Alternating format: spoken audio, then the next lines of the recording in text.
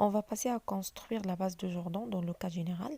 Ça veut dire le cas où l'endomorphisme F est nilpotent d'indice de nilpotence égale P. Et comme ça, on va démontrer le théorème qu'on a déjà donné, le théorème de Jordan, qui dit que tout endomorphisme nilpotent d'indice de nilpotence égale à P, elle est jordanisable. Bien sûr, F, c'est un endomorphisme sur un espace E, un espace vectoriel E de dimension finie.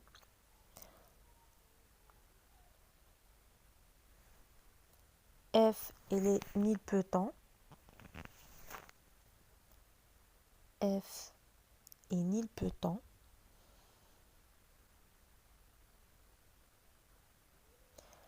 Alors, il existe une base de l'espace E telle que la matrice sociale endomorphisme F dans cette base est une matrice de Jordan. Ça veut dire que c'est une matrice qui comporte les blocs de Jordan dans sa diagonale.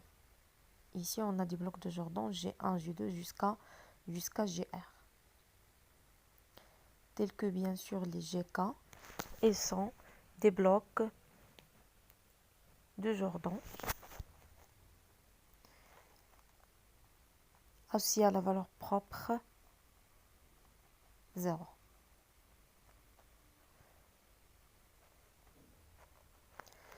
Donc voilà, pour démontrer ça, on va construire cette base de Jordan. On va donner la décomposition de l'espace E dans laquelle la matrice associée à l'endomorphisme est une matrice de Jordan. Donc pour commencer, on va rappeler deux résultats très importants qu'on a déjà donnés. Donc le premier qui dit que pour tout endomorphisme F de l'espace vectoriel E, qui est nilpotent d'indice de nilpotence égale P, alors on a les inclusions suivantes. Le singleton 0, c'est le noyau de F0, est inclus dans le noyau de F1, est inclus dans le noyau de F carré, est inclus dans le noyau de F3, ainsi de suite, jusqu'à le noyau de FP égale E. Donc le noyau de FP égale E. Le noyau de F0, c'est le singleton 0. Et on a bien sûr cette inclusion. Donc le noyau de F0 est inclus dans le noyau de F, est inclus dans le noyau de F carré, ainsi de suite, jusqu'à le noyau de FP. Et on a aussi un autre résultat qui est très important pour cette construction, qui dit que F, c'est un endomorphisme de l'espace E. Donc F appartient à LE. E, bien sûr, c'est un espace vectoriel de dimension finie n, supérieur ou égal à 1. En fixant un K, et si l'on dispose d'un supplémentaire S, donc S c'est un supplémentaire du noyau de FK dans le noyau de FK-1,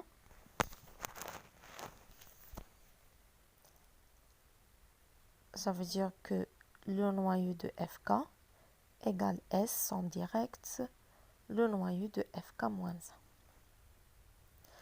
Alors, à partir de ça, si l'on dispose d'un supplémentaire du noyau de FK dans le noyau de FK-1, alors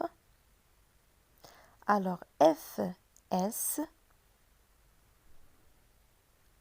est ensemble direct avec le noyau de fk-2, donc ici on a le noyau de fk-1. Alors fs est ensemble direct avec le noyau de fk-2 et que cette somme directe est inclue dans le noyau de fk-1. Donc voilà, ce résultat il est vraiment très important. C'est la clé de la construction de la base de Jordan.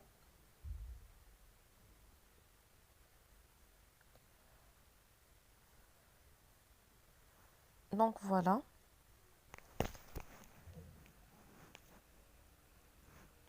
Alors commençons à construire notre base.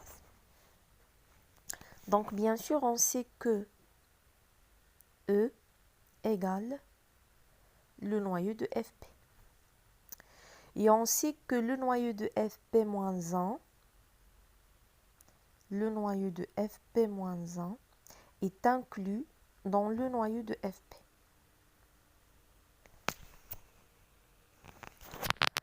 Alors commençons par fixer un sous-espace Sp tel que, donc c'est un sous-espace de E, tel que E égale le noyau de Fp bien sûr, égale Sp, somme directe, noyau de Fp-1. Ça veut dire on va commencer par fixer un supplémentaire du noyau de Fp-1 dans le noyau de Fp.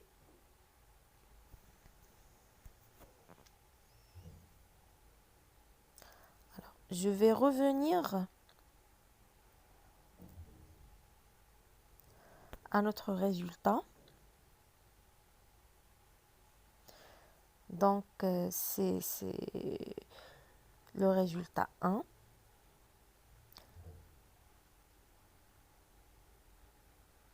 Alors, d'après 1, puisqu'on a E égale Sp, somme directe noyau de Fp-1. D'après 1, ça va directement impliquer que Fsp est en somme directe avec quoi? Avec le noyau de Fp-2. Donc Fsp est en somme directe avec le noyau de Fp-2 et que cette somme directe, elle est inclue dans le noyau de Fp-1. Donc voilà. Fsp, somme directe, noyau de Fp-2 est inclus dans le noyau de Fp-1.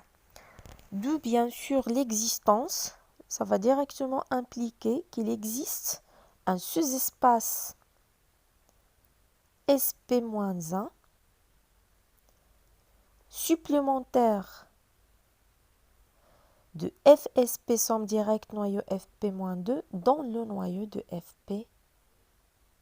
Donc, puisque cette somme directe, il est inclus dans le noyau de Fp-1, ça va impliquer qu'il existe un sous-espace vectoriel, un supplémentaire de cette somme directe dans le noyau de Fp-1. Ça veut dire quoi? Ça veut dire qu'il existe un Sp-1 tel que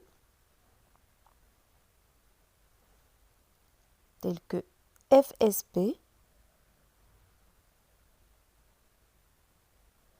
somme directe noyau de Fp-2, somme directe le supplémentaire Sp-1 égale à quoi? Égale le noyau de Fp-1. Égale le noyau de Fp-.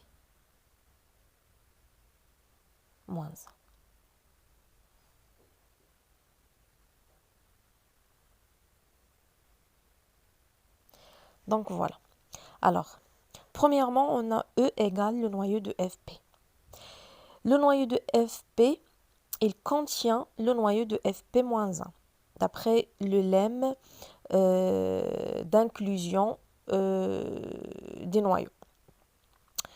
Donc, le noyau de Fp-1 est inclus dans le noyau de Fp. de l'existence d'un sous-espace supplémentaire SP du noyau de Fp-1 dans le noyau de Fp. Et par la suite, E égale SP, somme directe, noyau de Fp-1. D'accord. Donc, d'après 1, FSP, somme directe Fp-2 est inclus dans le noyau de Fp-1. Puisqu'on a cette inclusion, ça va impliquer qu'il existe un sous-espace supplémentaire de cette somme directe dans le noyau de Fp-1. Et par la suite, le noyau de Fp-1 égale Sp-1, somme directe noyau de Fp-2, somme directe FSP. Et on va remplacer tout ça dans l'expression de l'espace E. Donc voilà, on a E égale à quoi? Égale le noyau de Fp. Égale à quoi? Égale Sp, somme directe, noyau de Fp-1. Noyau de Fp-1. Donc, c'est Sp, somme directe, et on va remplacer le noyau de Fp-1 par son expression. Donc, voilà, le noyau de Fp-1, c'est FSP, somme directe, Sp-1, somme directe, noyau de Fp-2. Donc, c'est FSP, somme directe, Sp-1, somme directe, noyau de Fp-2. Donc, gardons ça. Et on va faire le même procédé pour décomposer le noyau de Fp-2. Donc, regardons bien ce qu'on a trouvé. On a trouvé que le noyau de Fp-1 égale FSP, somme directe Sp-1, somme directe le noyau de Fp-2. Donc, le noyau de Fp-1 égale FSP, somme directe Sp-1, somme directe noyau de Fp-2. Alors, d'après 1, ça va directement impliquer que F carré Sp, somme directe FSP-1, somme directe F noyau de Fp-3 est inclus dans le noyau de Fp-2. Ça va impliquer que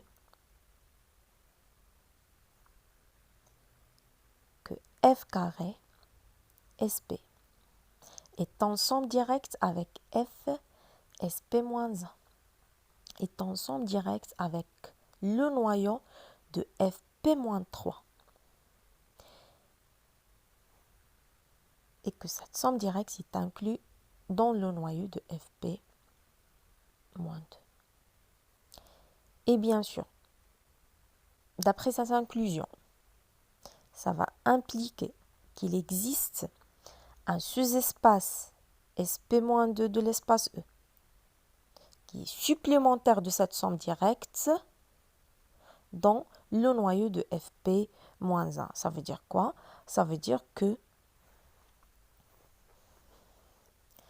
F carré Sp est en somme directe F Sp-1, somme directe Sp-2, somme directe noyau Fp-3 égale le noyau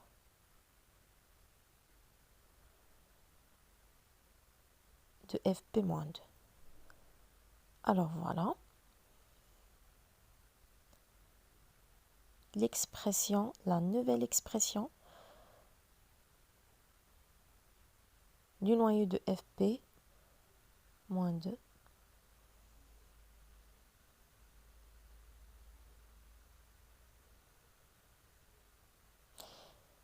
je vais revenir à l'expression de l'espace E pour remplacer le noyau de Fp-2 par F carré Sp, somme directe FSP-1, somme directe Sp-2.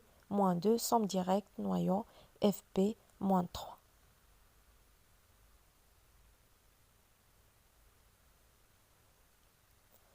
Donc, égal Sp, somme directe, Fsp, somme directe, F carré Sp, somme directe, Sp moins 1, somme directe, F, Sp moins 1, somme directe, noyau, Fp moins 3.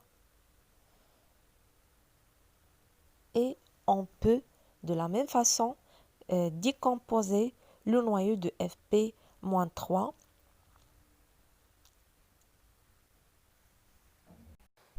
Et en poursuivant ainsi, on va construire des sous-espaces Sp, Sp-1, Sp-2, jusqu'à S3, S2, S1,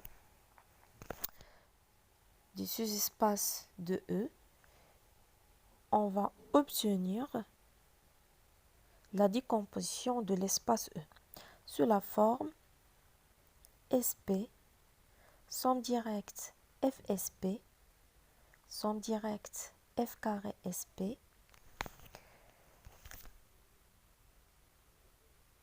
somme directe jusqu'à Fp-1 Sp, somme directe Sp-1, somme directe Fsp-1, somme directe F carré Sp-1 jusqu'à somme directe Fp-2 Sp-1. Somme directe Sp-2, somme directe Fsp-2, somme directe F carré Sp-2 jusqu'à somme directe Fp-3 Sp-2 et ainsi de suite jusqu'à somme directe S3, somme directe Fs3, somme directe F carré S3, somme directe S2, somme directe Fs2, somme directe S1. Alors, si l'on fixe un cas de 1P et X non nul de SK, alors le sous-espace, je vais noter par V, qui est engendré par Fk-1 de X, Fk-2 de X jusqu'à F de X, il est bien sûr de dimension K. Il est bien sûr stable par F, on a déjà démontré ça. Bien sûr, dans ce cas, la famille Fk-1 de X, Fk-2 de X jusqu'à F de X est une base de V, puisqu'il est libre et de dimension de cardinal égale K égale la dimension de V. Et la matrice de l'endomorphisme F dans cette base, la matrice de F dans cette base, il est bien sûr, il est exactement un bloc de Jordan. Pourquoi? Parce que c'est l'image de Fk-1, c'est Fk de X. L'image de Fk-2, c'est Fk-1 de X jusqu'à F carré de X, F de X.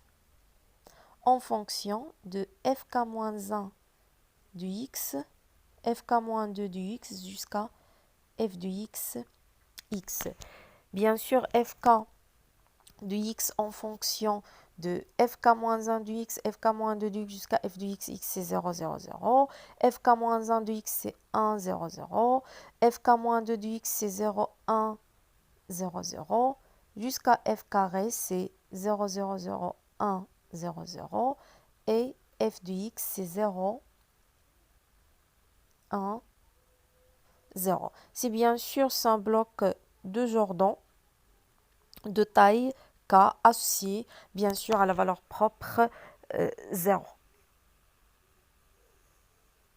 Et grâce à ce fait, bien sûr, grâce à ce fait, on peut construire une base de l'espace E relativement à laquelle la matrice de l'endomorphisme F est bien sûr une matrice de Jordan qui comporte bien sûr ces blocs de Jordan GK dans sa diagonale.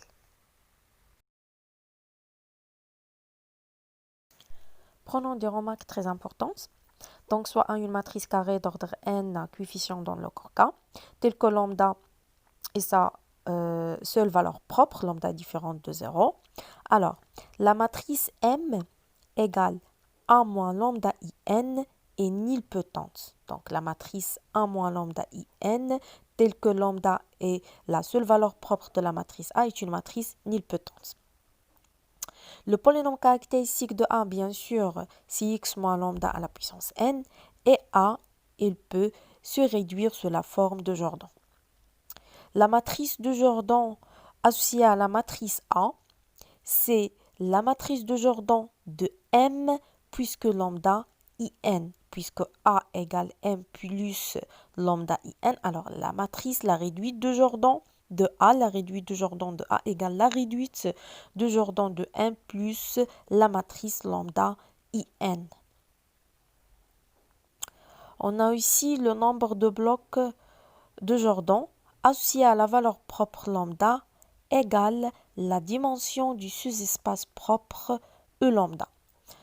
Donc, le nombre de blocs associés à la valeur propre lambda égale la dimension du sous-espace propre E lambda. Ça veut dire que, par exemple, si la dimension du sous-espace propre associé à la valeur propre lambda égale 3, donc on aura 3 blocs de Jordan associés à la valeur propre lambda.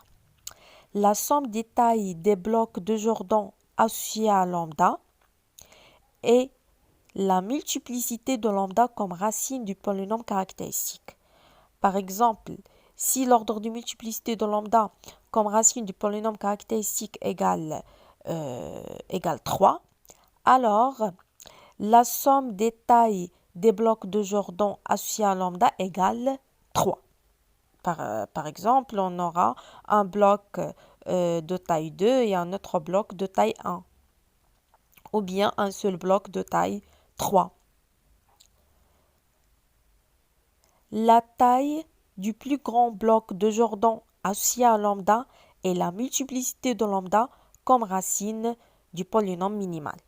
La taille du plus grand bloc de Jordan associé à la valeur propre lambda égale la multiplicité de lambda comme racine du polynôme minimal. Ça veut dire si la multiplicité de lambda dans le polynôme minimal égale par exemple 2, donc la taille du plus grand bloc de Jordan associé à lambda égale 2. Alors avant de prendre des exemples, on va généraliser, on va donner la réduction de Jordan des endomorphismes quelconques. Et on va commencer par définir les sous-espaces caractéristiques. Nous avons déjà vu que lorsque f est diagonalisable, alors E égale la somme directe des sous-espaces caractéristiques, des sous-espaces propres. E égale la somme directe des sous-espaces propres E lambda I. Et on sait que un sous-espace propre associé à une valeur propre lambda I, c'est le noyau de f moins lambda I identité. Nous allons démontrer que même si f n'est pas diagonalisable, mais si son polynôme a toutes ses racines dans le corps K, alors on peut écrire E sous la forme de la somme directe du noyau de f moins lambda 1 identité à la puissance m1, noyau f moins lambda 2 identité à la puissance m2, jusqu'à la somme directe noyau f moins lambda ir identité à la puissance mr, tel que les mi représentent les multiplicités des valeurs propres lambda i comme racine du polynôme caractéristique de f. Donc voilà le noyau de f moins lambda identité à la puissance m qu'on va noter par n lambda, c'est le sous-espace caractéristique de f pour la valeur propre lambda. Donc, c'est quoi un sous-espace caractéristique? C'est le noyau de f moins lambda identité à la puissance m. C'est un sous-espace caractéristique associé à la valeur propre lambda. Et m, c'est la multiplicité de cette valeur propre dans le polynôme caractéristique de l'endomorphisme f. Donc, le sous-espace propre, c'est le noyau de associé à la valeur propre lambda, c'est le noyau de f moins lambda identité. Le sous-espace caractéristique associé à la valeur propre lambda, c'est le noyau de f moins lambda identité à la puissance, l'ordre de multiplicité de cette valeur propre lambda dans le polynôme caractéristique.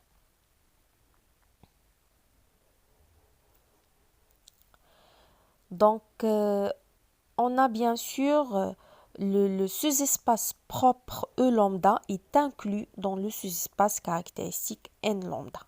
Pourquoi?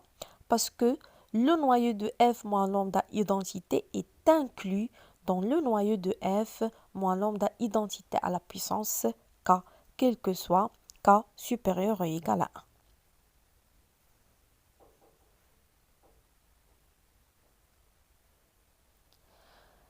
Donc, voici un exemple.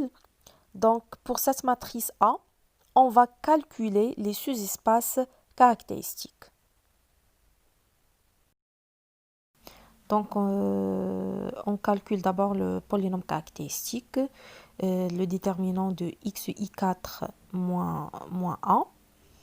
Et bien sûr, après calcul, on trouve x moins 3, facteur de x moins 1 à la puissance 3. Et par la suite, 3 est une valeur propre de multiplicité 1 et 1 est une valeur propre de multiplicité 3. Donc, le sous-espace caractéristique associé à la valeur propre 3, c'est N3 égale le noyau de 1 moins 3 I4. Et bien sûr, c'est le sous-espace propre. Donc, puisque 3 est une valeur propre simple, donc son sous-espace caractéristique, c'est son sous-espace propre. Donc, puisqu'il est simple, la dimension de son sous-espace propre égale 1 et par la suite la dimension de son sous-espace caractéristique égale aussi 1. Donc, en résolvant le système AX égale 3X, on trouve que N3 égale E3 égale le sous-espace engendré par le vecteur E1 égale 0, 0, 0, 1. Ou bien E'1 égale 0, 0, 0, 1. Pour la valeur propre 1, la multiplicité de cette valeur propre égale 3. Et par la suite, N1, le sous-espace caractéristique associé à 1, c'est le noyau de 1 moins I4 à la puissance 3. Donc, pour trouver le sous-espace caractéristique N1, on doit d'abord calculer 1 moins I3 à la puissance, 1 moins I4 à la puissance 3. Donc, voilà 1 moins I4 et 1 moins I4 au carré. Et voilà 1 moins I4 à la puissance 3. Donc,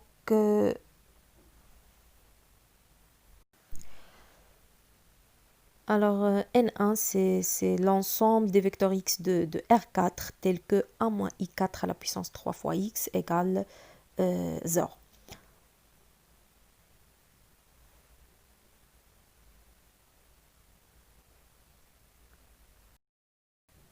Donc, ce qu'on doit faire, c'est résoudre le système 1 moins I4 à la puissance 3 fois x égale 0.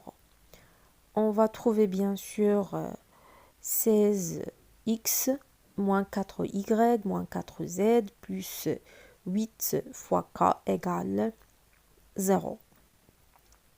Donc, N1, c'est un espace vectoriel de dimension 3, dont, par exemple, E2', E3', E4' est une base avec E2', c'est 1, 4, 0, 0. E3' c'est 1, 0, 4, 0 et E4' c'est 1, 0, 0, moins 2. Donc le N1 c'est le sous-espace engendré par E2', E3', E4'. Prenons un théorème.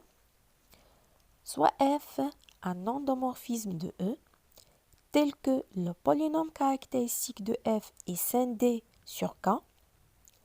Notons le polynôme caractéristique de F x moins lambda 1 à la puissance m fois x moins lambda 2 à la puissance m jusqu'à fois x moins lambda r à la puissance mr. Et pour i entre 1 et r, n lambda i, le sous-espace caractéristique associé à la valeur propre lambda i. Alors on a, premièrement, chaque sous-espace caractéristique n lambda i est stable par f. Deuxièmement, l'espace E égale la somme directe des sous-espaces caractéristiques n lambda 1, n lambda 2 jusqu'à n lambda r. Et troisièmement, la dimension de chaque sous-espace caractéristique n lambda i égale la multiplicité de lambda i comme racine du polynôme caractéristique. Donc, dimension n lambda i égale mi. Avant de démontrer ce théorème, si on veut l'appliquer à l'exemple précédent, donc on a trouvé que 3 est une valeur propre simple, son ordre de multiplicité égale 1. Donc, bien sûr, la dimension de N3 du sous-espace caractéristique associé à la valeur propre 3 égale 1. On a trouvé que 1 est une valeur propre de multiplicité égale 3. Donc, la dimension de N1, le sous-espace caractéristique associé à la valeur propre 1, égale 3. Et bien sûr, le R4, l'espace E, égale à quoi? C'est la somme directe des sous-espaces caractéristiques. Et bien sûr, R4 égale N3, somme directe N1. Passons à la démonstration. Donc, premièrement, on doit démontrer que chaque sous-espace caractéristique est stable par l'endomorphisme F. Ça veut dire qu'on doit démontrer que si x appartient à n lambda, alors f de x appartient. Donc, soit x appartient à n lambda. Ça veut dire que x appartient au noyau de f moins lambda identité à la puissance m, tel que m c'est la multiplicité de lambda dans le polynôme caractéristique. Alors, on a f moins lambda identité m de x égale 0. Or, f moins lambda identité m rend f de x, c'est f rend f moins lambda identité m de x. C'est bien sûr 0. D'où f de x appartient au noyau de f moins lambda identité à la puissance m. Par la suite, f de x appartient au sous-espace caractéristique n lambda.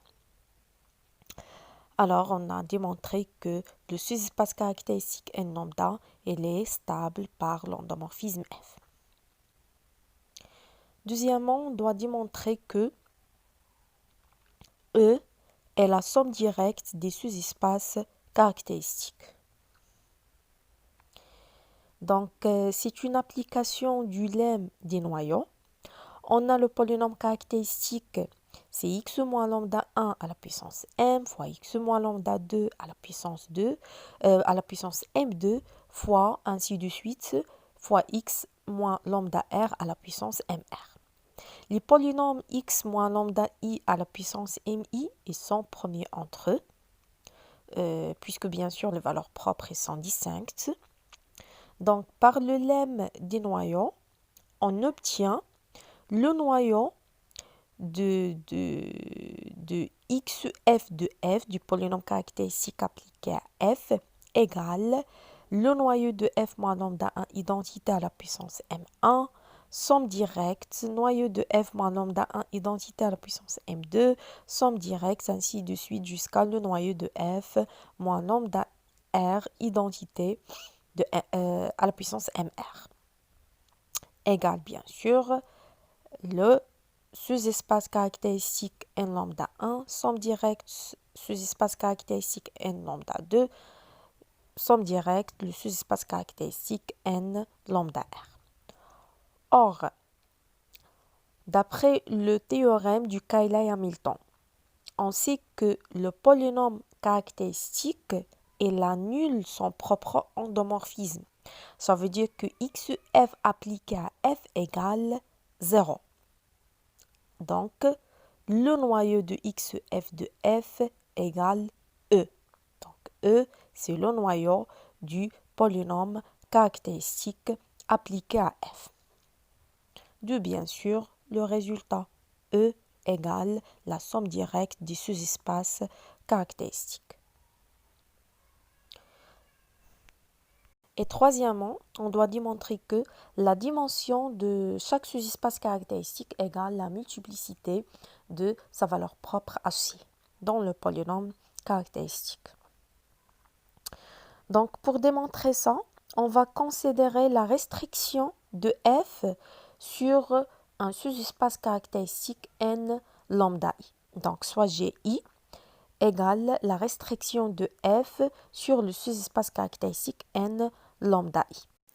Pour i entre 1 et r, i différente de j, on a bien sûr n lambda i intersection n lambda j est réduite au singleton 0.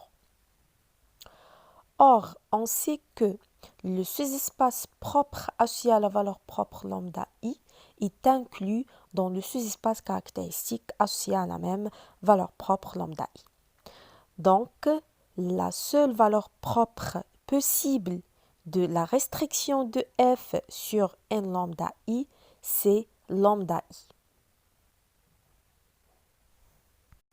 Donc voilà, lambda i est la seule valeur propre de gi, la restriction de f sur le sous-espace n lambda i. On a aussi le polynôme caractéristique de gi est scindé. Donc le polynôme caractéristique de gi est scindé. Pourquoi? Parce que ce polynôme, il divise celui de f. Et sa seule racine est la seule valeur propre. Ça veut dire que le polynôme caractéristique de gi, c'est x moins lambda i à la puissance ni. Donc, le polynôme caractéristique de gi, c'est x moins lambda i à la puissance ni. Alors, en considérant G1, la restriction de f sur n lambda 1, G2, la restriction de f sur n lambda 2, ainsi de suite jusqu'à Gr, la restriction de f sur n lambda r. Alors, le polynôme caractéristique de f, c'est quoi? C'est le polynôme caractéristique de G1 fois le polynôme caractéristique de G2 fois, ainsi de suite jusqu'à le polynôme caractéristique de Gr. Et par la suite, x moins lambda 1 à la puissance m1 fois x moins lambda 2 à la puissance m2 fois x moins lambda r à la puissance mr égale x moins lambda 1 à la puissance n1, le polynôme caractéristique de G1, sur le sous-espace caractéristique n lambda 1, fois n moins lambda 2 à la puissance n2, ainsi de suite jusqu'à x moins lambda r à la puissance nr. En identifiant les exposants des facteurs irréductibles, les ni égale les mi. Donc, ni égale mi, la multiplicité de chaque valeur propre dans le polynôme caractéristique.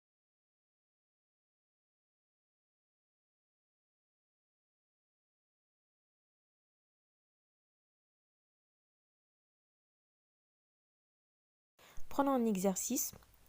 Soit la matrice A d'ordre 3, une matrice carrée d'ordre 3 coefficient dans R. Calculons sa réduite de Jordan J et déterminons une matrice de passage P telle que P-1 fois A fois P égale la réduite de Jordan J. Bien sûr, on va commencer par calculer le polynôme caractéristique. C'est le déterminant de xi3 moins a. Et après calcul, on va trouver x plus 1 facteur de x moins 2 au carré. Donc le spectre de A égale moins 1, 2. Pour la valeur propre moins 1, c'est une valeur propre simple. Et bien sûr, son sous-espace propre associé représente une droite vectorielle et le de dimension 1. Donc E moins 1, le sous-espace propre associé à moins 1, égale, bien sûr, c'est le noyau de A plus I3, égale l'ensemble des vecteurs de R3, des vecteurs X de R3, tels que AX égale moins X. Après la résolution de ce système, on va trouver que E-1, c'est le sous-espace engendré par le vecteur V1, tel que V1 égale moins 1, 1, moins 1. Alors, puisque moins 1 est une valeur propre simple, donc son sous-espace propre, elle est de dimension 1. Et on a dit que la dimension du sous-espace propre associé à la valeur propre lambda égale le nombre de blocs de Jordan associé à cette valeur propre. Donc, le nombre de blocs de Jordan associé à la valeur propre moins 1 égale 1. Donc, on aura un seul bloc de Jordan associé à la valeur propre moins 1.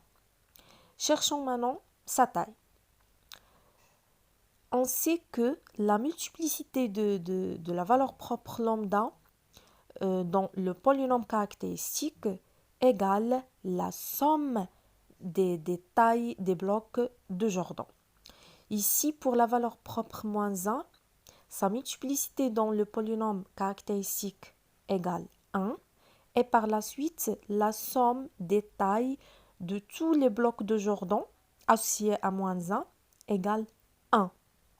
Et puisqu'on a un seul bloc de Jordan associé à moins 1, il est bien sûr de taille 1. Donc, pour la valeur propre moins 1, on a trouvé qu'il y a un seul bloc de Jordan et il est de taille 1.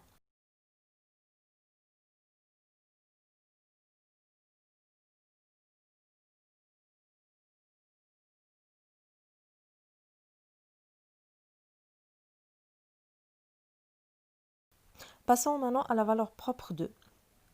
Donc, la valeur propre 2, elle est de multiplicité égale 2. De multiplicité égale 2, ça veut dire quoi? Ça veut dire que la somme des tailles de blocs de Jordan associés à 2 égale à quoi? Égale 2. Donc, la multiplicité de la valeur propre dans le polynôme caractéristique égale la somme des tailles de blocs de Jordan associés à cette valeur propre. Mais avant de ça, on va déterminer le sous-espace propre associé à 2. Donc, on va calculer E2. Donc, E2, c'est le noyau de 1 moins 2 I3. C'est l'ensemble des vecteurs de R3 tels que AX égale 2X. L'ensemble des X de R3 tels que AX égale 2X. Donc, bien sûr, après calcul, après la résolution du système, on va trouver que E2 représente une droite vectorielle. Elle est de dimension 1. Elle est engendrée par le vecteur V2 égale 1, 0, 1. Alors, juste entre parenthèses, puisque E2 est un sous-espace propre de dimension 1, associé à une valeur propre de multiplicité égale à 2, donc la matrice 1 n'est pas diagonalisable. Le polynôme caractéristique il est scindé, mais la dimension de chaque sous-espace propre, elle doit être égale à la multiplicité de la valeur propre dans le polynôme caractéristique. Donc la matrice A, elle n'est pas diagonalisable, mais puisque son polynôme caractéristique s'indique, bien sûr, elle est jordanisable. Ici, on est en train de chercher sa réduite de Jordan. Donc pour la valeur propre 2, on a trouvé que son sous-espace propre associé, elle est de dimension 1. Et par la suite, le nombre de blocs de Jordan associés à cette valeur propre 2 égale 1. Donc, on a un seul bloc de Jordan associé à la valeur propre 2. Et puisque sa multiplicité égale 2, alors la somme des tailles de blocs de Jordan associés à la valeur propre 2 égale 2. Donc la somme des tailles de tous les blocs associés à 2 égale 2. Et ainsi qu'on a un seul bloc de Jordan associé à 2. Bien sûr, ce bloc-là, il sera de taille 2. Donc voilà, on a trouvé que pour moins 1, pour la valeur propre moins 1, on a un seul bloc de Jordan, il est de taille 1. Et pour la valeur propre 2, on a un seul bloc de Jordan et il est de taille 2. Donnons la réduite de Jordan alors. Cette réduite de Jordan, c'est une matrice diagonale par bloc et elle a comme bloc les blocs de Jordan. Donc pour le premier bloc, c'est le bloc associé à moins 1, c'est un bloc de taille 1.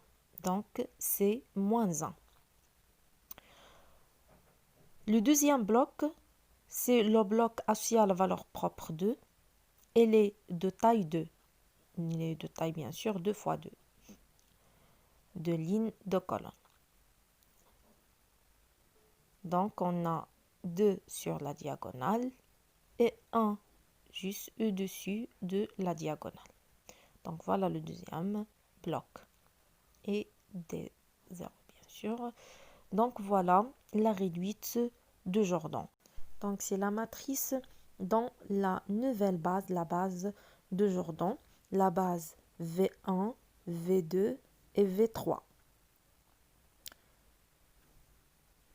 On a déjà calculé V1, on a déjà calculé V2 et on doit chercher le V3 pour déterminer la matrice de passage P.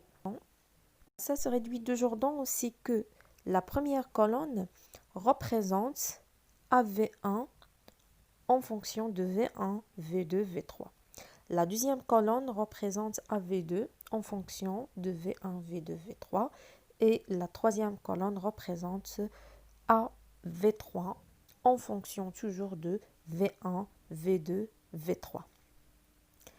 Donc, à partir de cette troisième colonne, on a bien sûr AV3 égale V2 plus 2V3. Donc, on a AV3 égale V2 plus 2V3. Ce qui va impliquer que A moins 2I3 V3 égale V2. Donc, pour déterminer le V3, on va chercher le V3 de R3 tel que A moins 2I3 V3 égale V2. Donc, on va résoudre le système. A moins 2I3 V3 égale V2.